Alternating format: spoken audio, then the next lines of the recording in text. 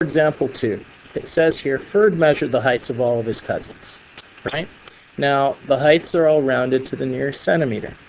So, basically, there are 30 cousins, and you'll notice that there's just a series of numbers that just go from the lowest being, say, about 130 all the way up to 194. Now, if I looked at this information, you think about the information and you think about the data. When you think about heights, heights can be any number. So these aren't a series of discrete numbers.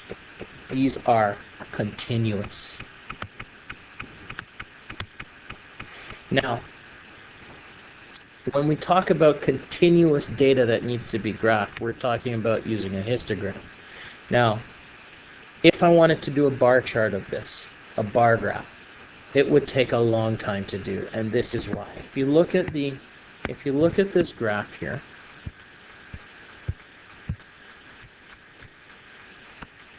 so when we take a look at the bar graph representation of this, you're going to have something that looks like this. Basically, you have your heights on your y-axis, and then you have each of your cousins represented as one bar in your graph.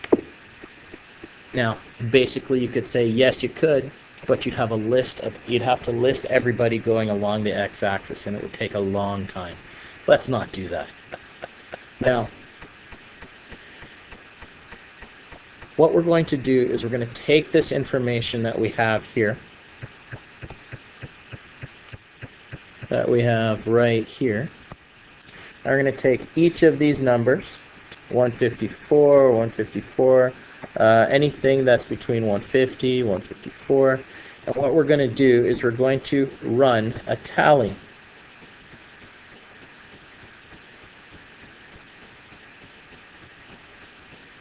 And what we're going to do is we're literally just going to run a tally. So what we're going to do now is we go and run our tally, and we have this.